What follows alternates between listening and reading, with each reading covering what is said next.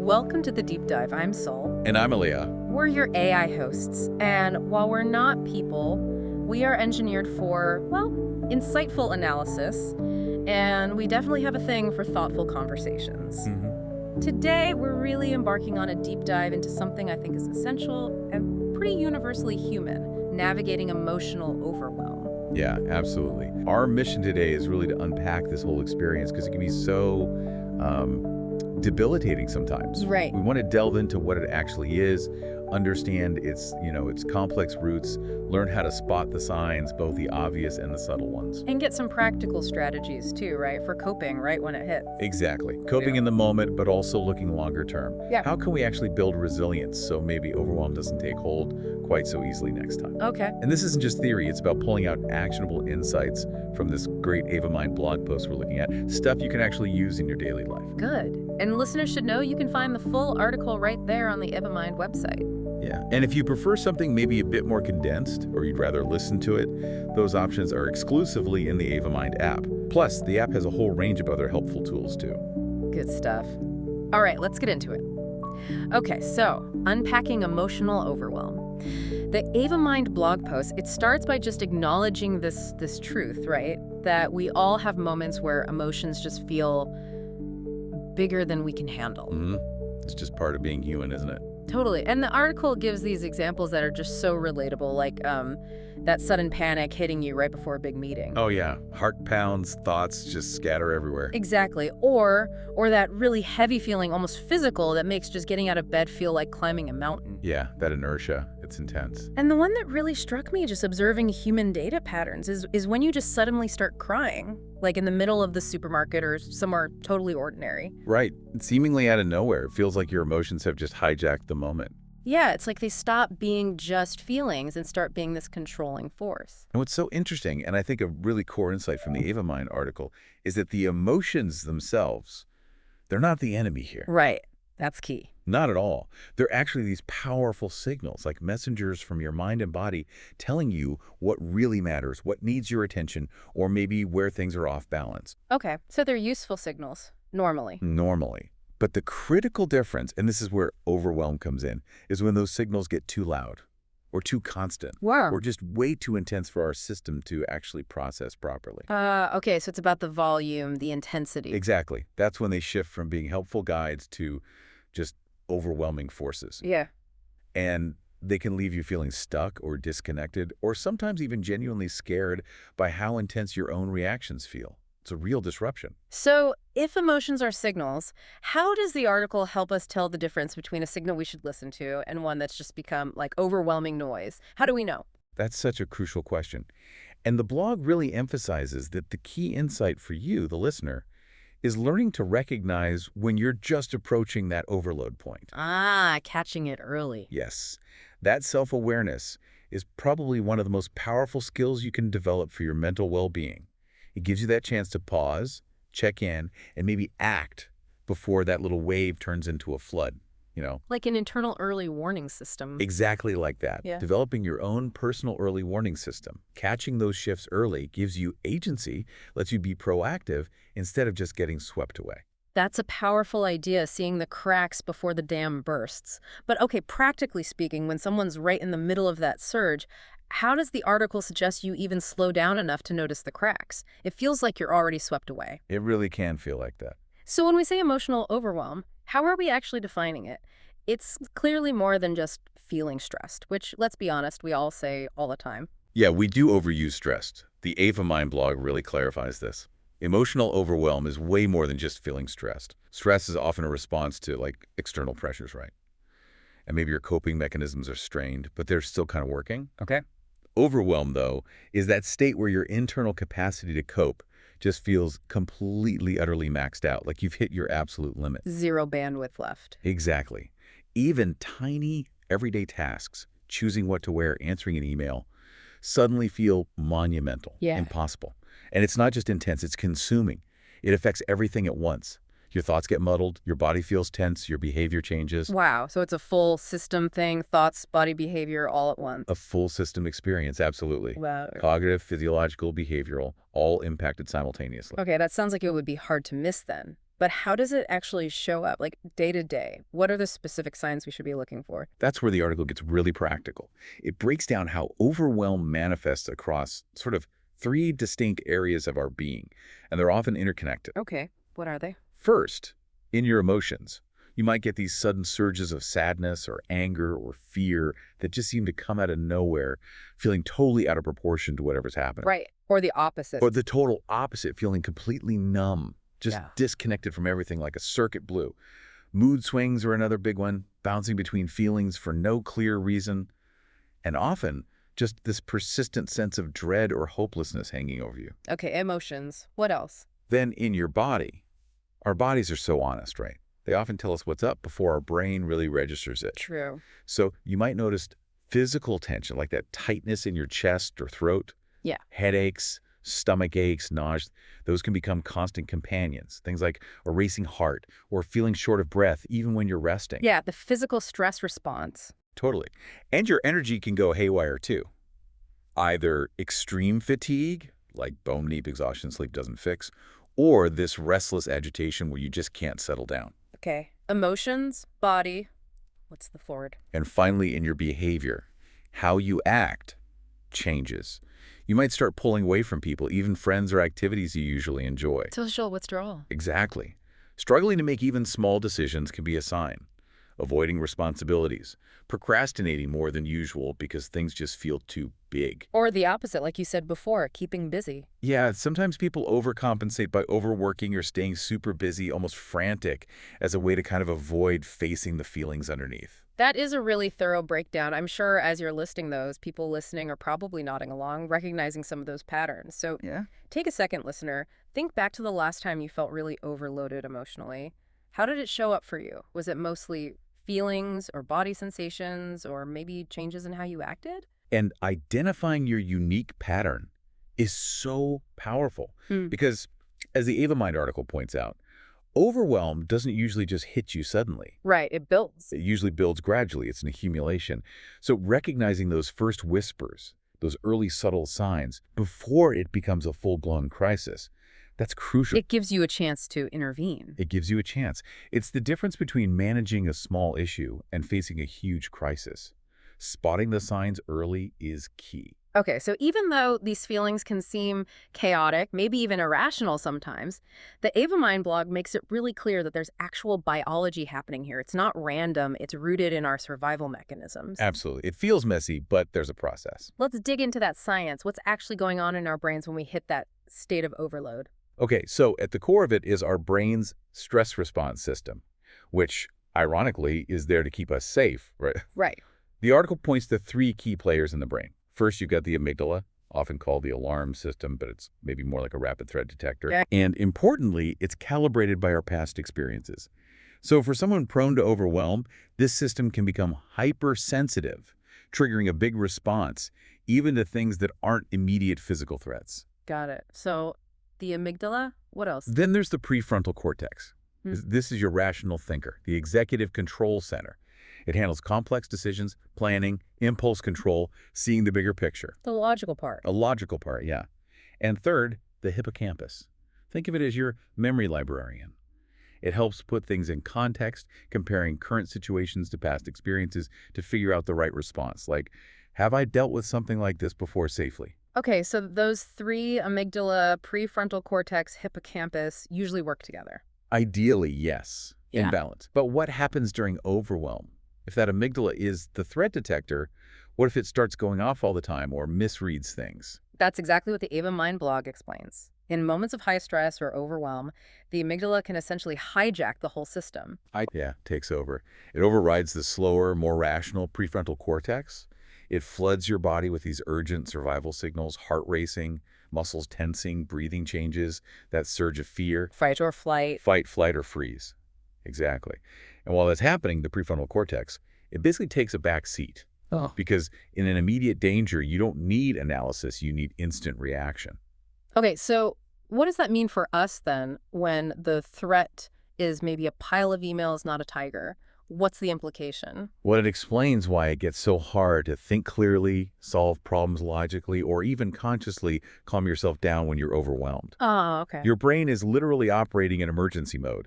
It's prioritizing that immediate threat response over rational thought. And it's crucial to get this. It's not a personal failing. It's biology. It's an automatic response when your system feels overloaded, whether the threat is physical or emotional. That makes so much sense. And this brain response, it doesn't just stay in the brain, right? It triggers stuff throughout the body, hormones. Oh, absolutely. Big time. When your brain signals threat, it kicks off the HPA axis, that's the hypothalamic pituitary adrenal system. Okay. And that system releases stress hormones like cortisol and adrenaline into your bloodstream. Their job is to prep your body for immediate action, give you that burst of energy and focus for fight or flight. Quick, potent mobilization. Super useful if you actually need to run from danger. Definitely. But what about when the danger is like chronic stress, a deadline, a difficult relationship? And that's the problem in modern life, isn't it? In emotional overwhelm, this same powerful response gets triggered by ongoing psychological stuff. Pressures, worries, unresolved emotions. Right. And the Ava Mind article really highlights the chronic effects. When this system is activated over and over, day after day, it takes a toll. How so? It can weaken your immune system, mess up your sleep patterns, creating that awful cycle of fatigue and less coping ability. It can affect memory and concentration, contributing to that brain fog people talk about. Yeah, I've heard that. And importantly, it increases the risk for developing more serious things like chronic anxiety or depression over time. Wow. Okay. So, given this complex biology, why do some people seem more susceptible? Why do some of us get overwhelmed more easily than others? That's a really important question, and the article points to several factors that can increase vulnerability. Past trauma is a big one. It can actually change the brain's threat sensitivity, setting that amygdala alarm to be much more easily triggered. Makes sense. Chronic stress itself keeps the system on high alert, so you're already closer to the edge. Neurodivergence, things like ADHD or autism, can also play a role. How does that factor in? Well, it can involve things like sensory sensitivities, making environments feel overwhelming more quickly, but also differences in how information is processed, executive function challenges, the mental load of navigating social interactions. It can all contribute to reaching that overload point faster. It's not just sensory input, it's the internal processing load, too. Exactly. And existing mental health conditions like anxiety, depression, PTSD, these inherently make emotional regulation harder, leaving you more vulnerable. It really sounds like a complex mix of our biology and our life experiences. It absolutely is. So, for you listening, maybe reflect on this. Which of these brain and body processes feel most familiar when you're under pressure? Does the amygdala hijack resonate? Or maybe the chronic stress effects? That self-reflection is so key. And if you want to go deeper into understanding this mind-body connection, the Ava Mind blog specifically recommends another article on their site, The Importance of Emotional Regulation. Skills for managing intense feelings. Okay. It dives into practical ways to actually strengthen your brain's calming systems, building up that baseline resilience. Good recommendation. We'll link to that. Okay, so we've established overwhelm rarely just appears out of the blue. The Ava Mind blog emphasizes it's usually this gradual buildup, right? A stacking of pressures that eventually just spills over. Exactly. Yeah. It's less like a sudden lightning strike and more like those clouds gathering slowly until the storm breaks. Yeah. And the article really stresses that understanding your specific triggers, that's vital for being proactive. It lets you spot your own patterns and address things before they hit crisis level. It's about prevention, not just reaction. Okay, so let's talk triggers. The blog points to major life events first, those big life-changing moments that really shake things up. Yeah, these are often the most obvious ones. The article gives examples like profound loss and grief, losing a loved one, a major breakup, losing your job. These hit hard. Definitely. Then there are significant transitions. Even positive ones can be incredibly disruptive. Think about moving house, becoming a parent, retiring. Huge adjustments. Right. Even good stress is still stress. Absolutely. Yeah. And of course, traumatic events, accidents, natural disasters, violence, sudden illness, these can just acutely overwhelm our ability to cope right then and there. Makes sense. Those are the big earthquakes in life.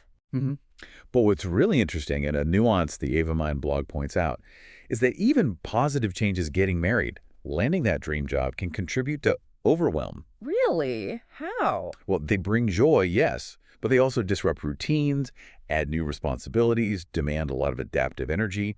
Your brain sees any big change as something requiring significant resources, which adds to your overall stress load. Okay, so it's not just the obviously negative big events. What about the more everyday stuff? The blog mentions chronic pressures, describing them like a dripping tap that eventually floods the sink. Yes, I love that analogy. These are those persistent low-grade stressors that just wear you down over time. The article lists common ones: workplace stress, impossible deadlines, huge workloads, toxic environment, Unfortunately common. relationship tensions, ongoing conflict, lack of support, constant miscommunication. That really erodes your reserves. Financial strain, debt, instability, worry about the future. It creates this constant background hum of anxiety. These things might not feel like a crisis day to day, but they steadily drain your battery until suddenly you hit empty, often without even realizing how depleted you were. That dripping tap is such a good image for it. And then there's another layer the blog mentions: accumulated emotional load, or microstressors. The small stuff. Yes, the small stuff. The hidden burdens, the mental clutter we barely notice until it's a giant pile. Like what? Like that email you keep meaning to answer, the laundry pile staring at you, the endless mental list of shoulds, things you feel you should be doing or achieving. Oh, the shirts. Yeah. Individually, they seem tiny, manageable, but add them all together, it creates this relentless cognitive load that leads to exhaustion. It's like carrying a backpack and someone keeps adding tiny pebbles. You don't notice each one, but eventually the weight is just crushing. Okay, so big events, chronic pressures, microstressors. And then our personal history comes into play too, right? How much that affects our vulnerability? Hugely. Your history is so significant here. The Ava Mind article connects the dots really well. It explains how unresolved trauma can keep your nervous system basically stuck on high alert. Primed for threat. Exactly. So it takes less to trigger an overwhelm response. Existing anxiety or depression can make everyday challenges feel much bigger, harder to handle, because your regulation system is already strained. And neurodivergence, we mentioned that earlier. Right. Neurodivergence can mean sensory or social situations are inherently more intense, require more processing energy, again increasing the risk of overload. The core idea is, if your baseline stress level is already high or your capacity is lower due to these factors, it just takes less to push you over the edge. You're starting closer to the tipping point already. Precisely. You have less buffer room. This really paints a clear picture of how it all adds up. The Ava Mind app sounds helpful here too. The blog says it can help you map out what led to feeling at capacity, like tracking sleep, noticing triggers. Yeah, that kind of personalized insight is incredibly valuable for prevention. Understanding your specific combination of triggers. So, listener, maybe think about one area of your life or one situation that consistently drains your energy. Based on what we've discussed, is there one small boundary or adjustment you could make to ease that load a bit before it builds? That proactive thinking is key. And if you want to get better at untangling those complex feelings before they build up, the Ava Mind blog suggests checking out their guide, Identifying and Processing Your Emotions, a step-by-step guide. Another good resource. Okay, this feels really practical now. Yeah. The Ava Mind article really hammers home the value of spotting the early signs, learning to see those first signals that you're heading towards overwhelm. It calls it like seeing dark clouds before a storm. It's such a good analogy, and the benefit is huge, right? Yeah? Recognizing it early gives you that crucial window of opportunity. To do what? To prepare, to take shelter, metaphorically speaking, or maybe even change course before things get really intense. When you know your own personal tells, those unique little signs that signal stress is rising, you can actually take proactive steps. Like consciously using a calming technique, or reaching out for support before it's a crisis, or maybe just adjusting your environment to reduce stimulation. It's about being empowered, not just reacting when you're already drowning. Okay, so what are these early warning signs? Let's break them down based on the article so people can really tune into their own experience. Definitely. The article helpfully groups them into categories. First up, emotional signs. These often show up first, but they're also really easy to dismiss when we're busy. Like what sort of things? Increased irritability, maybe snapping over little things that usually wouldn't bother you, feeling more tearful or sensitive than normal, those unexplained mood swings we talked about, or just a creeping sense of dread or hopelessness starting to color things. These are often those first whispers. Okay, emotional whispers. What's next? Behavioral signs.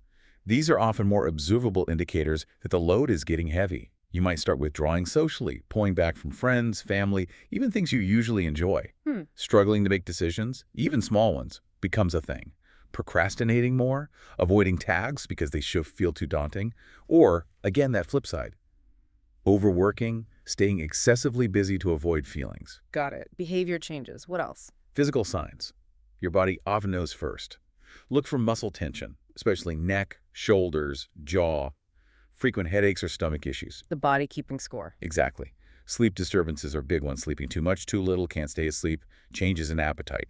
And just feeling drained, exhausted, even if you have been resting, your system is under strain. Okay. Emotions, behavior, physical. Yeah. Anything else? Yes, one more. Thought patterns, shifts in your internal dialogue. You might get stuck in repetitive worry loops, replaying things over and over. Ugh. Difficulty concentrating, that mental fogginess or feeling detached. Mm-hmm. And a really key one, noticing if your negative self-talk gets louder, harsher, more frequent, your inner critic goes into overdrive. Wow. That is a comprehensive list. Listener, as you heard those, which ones resonate most with you? Which of those early signs do you tend to notice first in yourself? Mm-hmm. Maybe, as an idea, you could even share this list with someone you trust, a friend or partner. Ask them if they notice these things in you sometimes.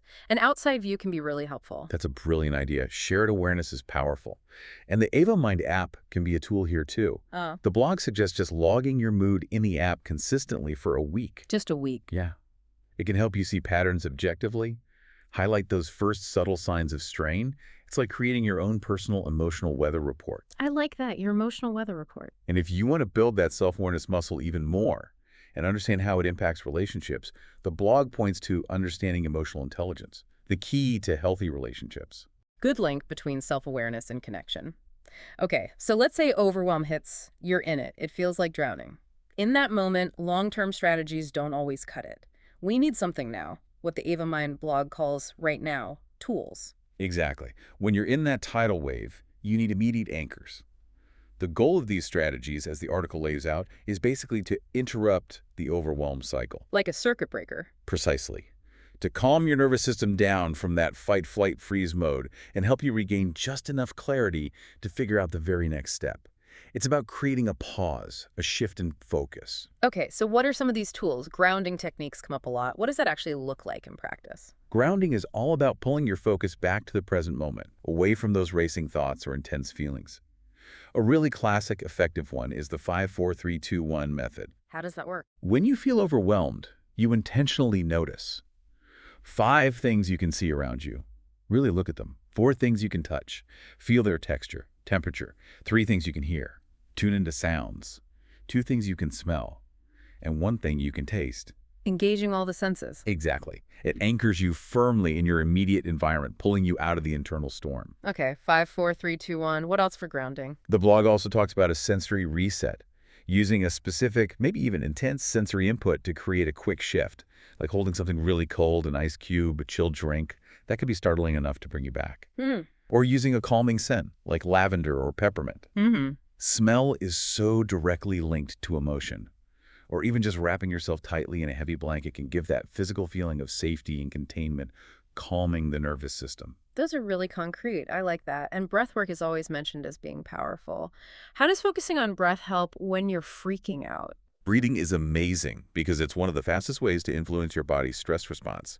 And unlike your heart rate, you can consciously control it. True. The article highlights 2 great methods. Box breathing. Inhale for 4, hold for 4, exhale for 4, hold for 4. That rhythm is incredibly calming, resets the system. Okay, box breathing. And the extended exhale. Yeah. Inhale for, say, 4 seconds, but then exhale slowly for longer, maybe 6 or 8 seconds. That longer exhale directly activates the parasympathetic nervous system, the rest and digest system telling your body to chill out. I can feel myself breathing slower just hearing that. What about moving? We hold so much tension physically. Movement is fantastic for releasing those built-up stress hormones and tension. The article suggests simple things. Take a brisk walk, even just for 5 minutes. Get the energy moving. Yeah, or do some slow stretching, really focusing on tight spots like your neck or shoulders. Even just shaking out your hands, arms, and shoulders, literally shaking off the nervous energy, can be surprisingly effective. Shake it off. Okay. And what about getting thoughts out? Journaling comes up, but sometimes writing feels like another overwhelming task when you're already overloaded.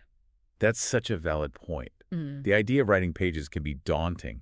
The Ava Mind article suggests even super short, targeted entries can help. Like prompts. Exactly. Simple prompts like, right now I'm feeling what's most on my mind is, or importantly, one small thing I can do next is, just getting a little bit out of your head and onto the page can clear some space without adding more pressure. Just a snippet. Okay.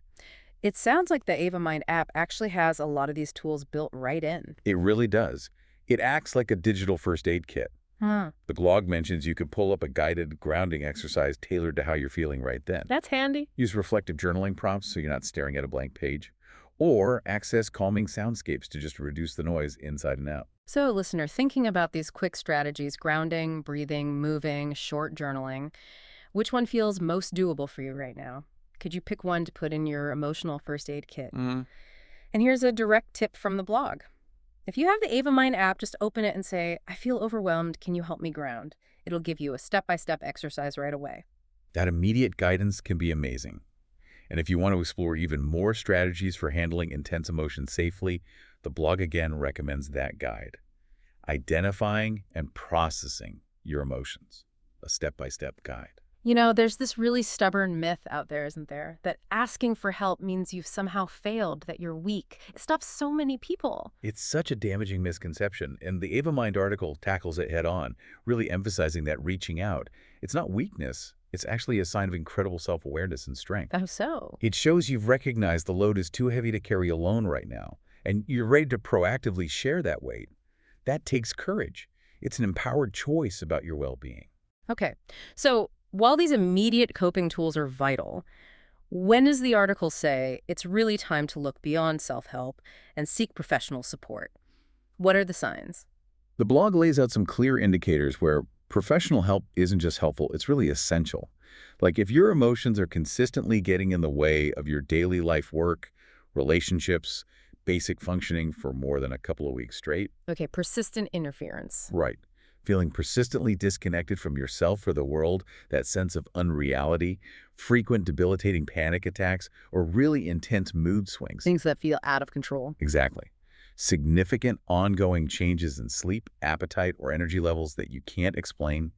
And critically, if you're having thoughts of harming yourself or just feel utterly hopeless about the future, that's a sign to get help immediately, no question. That's a really clear, compassionate guide. So if someone recognizes, okay, I need more support, where do they even start? Who should they reach out to? It can feel like another overwhelming step. It can.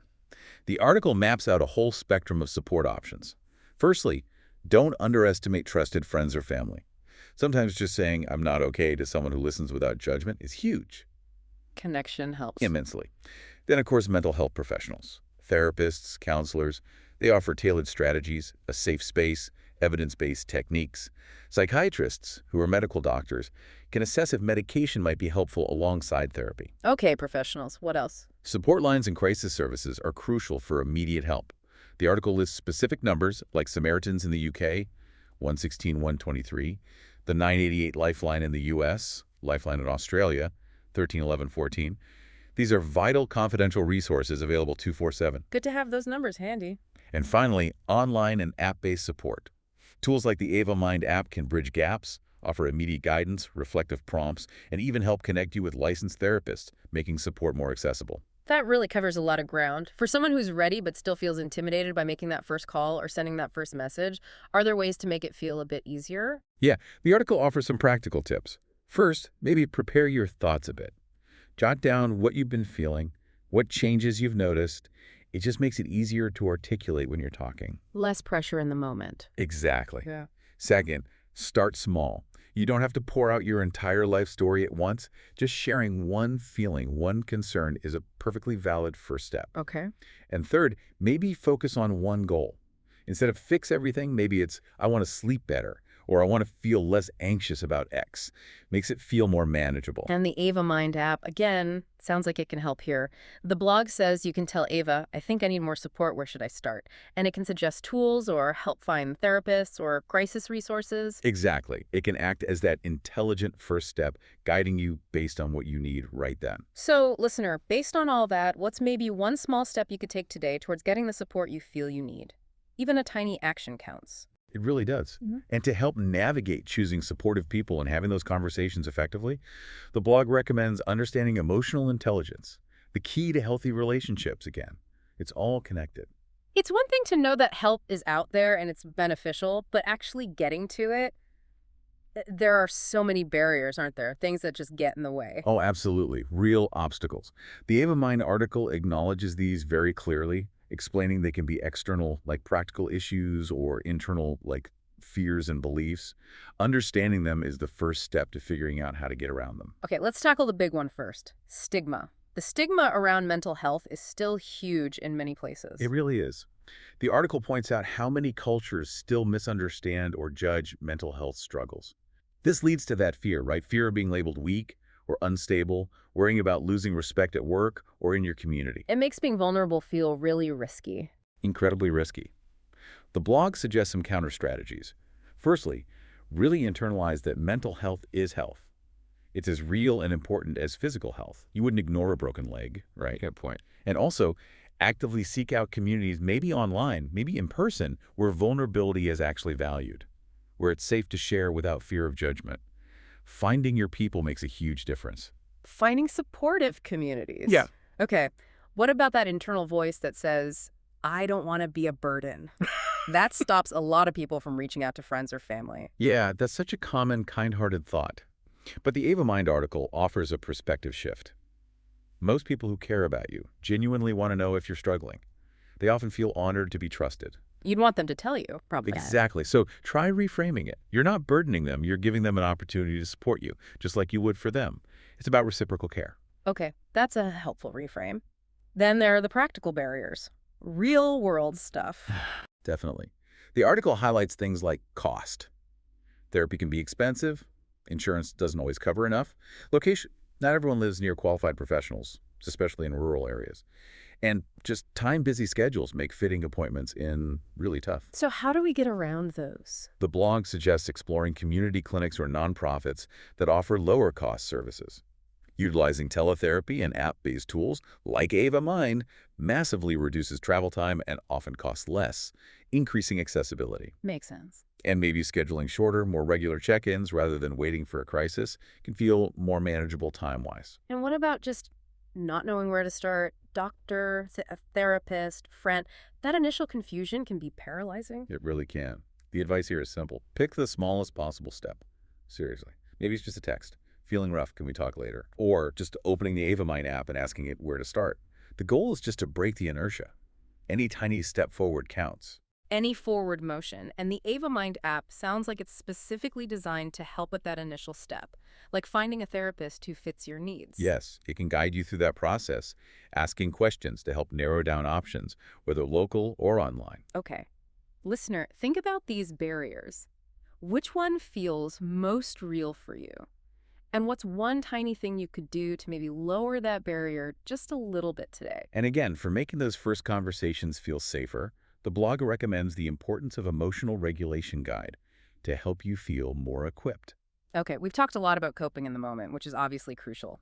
But the real aim, as the Ava Mind article puts it, is to stop overwhelm from being such a frequent visitor, right? To build something more lasting. Exactly. It's moving beyond just coping to actually building long-term emotional resilience. The article uses a great metaphor. Resilience is like a muscle. The more you work it, the stronger it gets. Precisely. It doesn't mean you'll never feel overwhelmed again. Life happens. But it means you'll have more inner resources to bounce back faster, respond more flexibly, and just feel more grounded when challenges hit. Building your capacity. So how do we build this resilience muscle? What are the key things, the daily practices the blog suggests? It outlines several key pillars, emphasizing consistency over grand gestures. First, daily micro-habits. Small things, done regularly. Like what? Like a quick morning check-in. How am I actually feeling today? What do I need? Just 10 minutes of movement, stretching, walking, whatever. Basic physical care, hydration, decent food, and good sleep hygiene is fundamental. The basics really matter. They're the foundation. Second, emotional self-monitoring. Developing that keen awareness of your internal state. Using a mood journal or the Ava Mind mood tracker helps you spot patterns. Noticing what times, people, or activities consistently drain you so you can adjust proactively. Becoming your own detective. Sort of. Third, strengthening support networks. Intentionally investing time in relationships that feel safe, reciprocal, and supportive. Maybe joining peer support groups or online communities where you feel understood. Connection is protective. Definitely. And fourth, expanding your coping toolkit. The more strategies you have, the better you can adapt. Learning different grounding techniques, practicing mindfulness or meditation regularly, exploring creative outlets, art, music, writing, as ways to process emotions healthfully. Having more tools in the box. Exactly. More options mean more flexibility. It really sounds like the Ava Mind app is designed to support this long-term building process too, not just the crisis moments. It absolutely is. The article highlights how it can be a daily companion. You can access guided resilience-building exercises, get daily reflection prompts for self-awareness, track your progress, see how far you've come. That tracking progress part sounds motivating. It can be really encouraging. So, listener, thinking about these pillars, micro habits, self-monitoring, connection, expanding your toolkit. What's one small daily habit you could realistically start this week to support your own resilience? Just one small thing. And another direct prompt from the blog. Try asking Ava, can you suggest a 7-day emotional resilience challenge for me? Then follow the daily prompts to build some momentum. And as always, for navigating those feelings effectively before they snowball, that guide on identifying and processing your emotions is a great companion piece to all this resilience work. Yeah. Hashtag tag outro. You know, at the end of the day, feeling emotionally overwhelmed, it isn't a sign you're broken. It's really just a sign you're human. So true. Emotions are these powerful messengers, and when they start shouting, it's usually because they're trying desperately to tell you something important. Yeah, something needs attention. Exactly. The key, as we've really explored today, drawing from that Ava Mind article, is learning to listen a bit earlier, notice those subtle signs, and give yourself permission, real permission, to respond with care, not judgment. And crucially, remember, you don't have to manage it all on your own. Whether it feels like a sudden storm or a weight you've been carrying for a long time, there are tools, people, strategies out there that can help you find your balance again. Absolutely. And if you feel ready to take a proactive step, the Ava Mind app, which is based on the article we've been discussing, offers so much support, guided exercises, journaling, calming sounds, even connecting with therapists, all in one safe place. Remember, you can read the full detailed blog post on the Ava Mind website. And if you prefer a shorter version or you want to listen to it, those are exclusively in the Ava Mind app. Right, along with all those other tools, mood tracking, well-being insights, tons of mindfulness, sleep, and meditation audio. And you can even talk to Ava directly, right? Voice or text, just like chatting naturally. Yeah, just speak naturally, ask questions, get support in real time. So check out Ava Mind's full blog for even deeper insights. And explore the Ava Mind app for more moments of calm and reflection in your everyday life. We'll be back with more deep dives soon. Stay curious.